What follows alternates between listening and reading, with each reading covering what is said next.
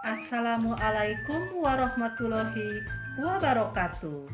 Bertemu kembali dengan saya Dewi Sopianti dari SMA Negeri 5 Garut, CGP Angkatan 4. Pada kesempatan ini, saya akan berbagi tugas saya, yaitu tugas dari modul 3.1, wawancara eksplorasi konsep prinsip pengambilan keputusan kasus 4. Semoga bermanfaat. Alhamdulillah nih Pak Heri bisa ketemu sama Pak Heri. Ya, Bagaimana kabarnya Pak Heri? Alhamdulillah baik Ibu. Gimana Ibu kabarnya? Alhamdulillah juga Alhamdulillah. Pak. Ini gimana nih, saya nggak mengganggu waktu Pak Heri nih? Oh enggak Ibu, enggak. Alhamdulillah pada kesempatan ini saya waktunya kosong Ibu, luang alhamdulillah. Ya, sekarang kita itu lagi kegiatan Smart Trend ya. Iya, lagi kegiatan Iya. pesantren. Dan alhamdulillah waktunya juga udah selesai ya. Sudah selesai. Ya. Ini Pak Heri, saya itu ingin meminta bantuan Pak Heri Iya, Ibu.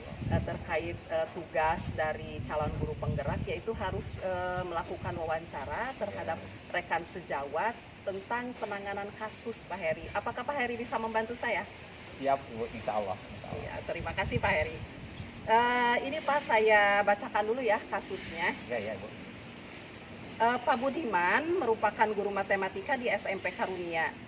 Pak Budiman dikenal sebagai guru yang rajin, ramah, penyabar, dan disukai banyak orang.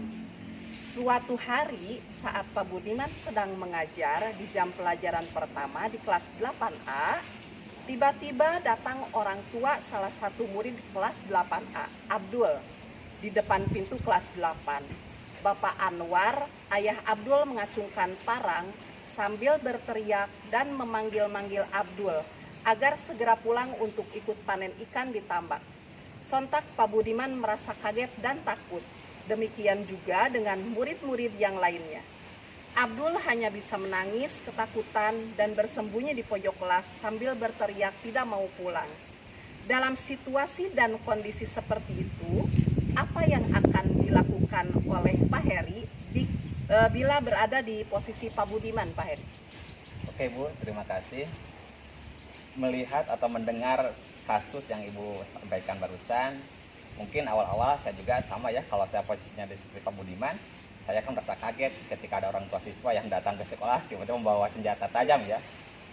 Adapun langkah-langkah mungkin yang akan saya ambil untuk menghadapi kasus seperti tersebut. Yang pertama, saya akan memberikan rasa aman terlebih dahulu kepada siswa yang dimana pada kelas itu adalah kelas saya, bagian saya. Tentunya saya mengharapkan siswa di kelas itu harus merasa aman, nyaman, tidak ada ketakutan dari orang tua siswa tersebut. Apalagi Abdul tadi melihat di kasusnya sampai ketakutan, sampai menangis, bersembunyi di pojok gitu ya. Sangat-sangat terganggu sekali mungkin ya pada waktu itu. Nah itu yang pertama, saya akan berikan rasa aman dulu terhadap anak-anak, terutama buat Abdul. Setelah kelihatan anak-anak aman atau nyaman di kelasnya, baru saya akan menemui orang tua siswa Abdul tersebut. Saya akan mengajak ngobrol, berkomunikasi dengan beliau, akan menyampaikan, akan berikan pemahaman terkait bahwa usia Abdul itu adalah usia anak sekolah gitu. Walaupun emang tugas anak itu ada membantu orang tuanya, tapi dalam waktu tertentu mungkin ya. Mungkin setelah berbicara dengan orang tua siswa, kalau sudah menerima orang tua siswa tersebut tentang apa pemahaman saya berikan, saya akan memanggil Abdul, lalu dibawa bertemu dengan orang tuanya, diajak duduk bersama, diajak ngobrol bersama antara orang tua siswa Abdul tersebut dengan Abdulnya. Yang saya khawatirkan kalau tidak seperti itu, nanti takut ada permasalahan di luar sekolah, misalkan takutnya di rumah dimarahi gitu ya, kalau di sekolah tidak apa-apa ya. Makanya saya ingin menyelesaikan terlebih dahulu di kelas agar clear, tidak ada permasalahan di luar sekolah seperti itu, di rumahnya aman dan sebagainya. Setelah itu semua beres, lalu mungkin kemudian saya akan berkoordinasi dengan pihak-pihak terkait di sekolah, misalkan dengan piket yang ada di sekolah. Kenapa orang tua bisa datang ke depan kelas sambil bawa senjata tajam? Mungkin di piketnya tidak tersaring mungkin ya, atau ada apa permasalahannya? Apa piketnya lagi nggak ada atau mungkin, gimana? Bisa jadi itu banyak kemungkinan mungkin ya Bu. Nah makanya saya akan berkoordinasi juga dengan pihak-pihak terkait di sekolah agar kedepannya tidak ada lagi kasus seperti barusan. Mungkin itu Bu yang saya dapat sampaikan. Sangat luar biasa sekali ya. penanganan kasus Pak Budiman ini menurut Pak Heri, dan saya memang sangat setuju sekali ya dengan cara penanganan Pak Heri terhadap kasus ini.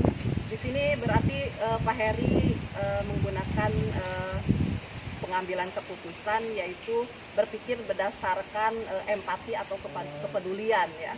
Di mana Pak Heri di sini merasa peduli pertama mungkin terhadap siswa-siswa itunya sendiri ya. Pak Heri membuat siswa untuk bisa merasa aman, juga terutama buat Abdulnya sendiri ya. Kemudian selanjutnya Pak Heri juga menyelesaikan permasalahan antara Abdul itu sendiri dengan orang tuanya ya, supaya betul-betul tidak ada masalah dan tidak ada efeknya nanti ke depannya ya, terutama ketika Abdul misalnya berada di luar sekolah gitu ya. Ya, kemudian dan yang ketiga ini betul sekali ya, masalah piket tentunya. Jadi guru piket mungkin harus betul-betul standby ya di depan gitu, karena untuk menghindarkan hal-hal seperti ini ya, biasanya kan setiap tamu yang datang itu memang kan harus datang ke piket dulu ya, datang ke piket ya, ditanyakan dulu apa keperluannya, kemudian mau bertemu siapa, dan betul-betul saya benar-benar sangat setuju dengan penanganan Pak Heri. Ya mungkin ucapan terima kasih saya kepada Pak Heri yang sudah membantu saya dalam mengerjakan tugas saya. Sekali lagi terima kasih banyak ya Pak Heri. Sama-sama, ya. Semoga Pak Heri diberikan kesehatan. Amin, amin, amin.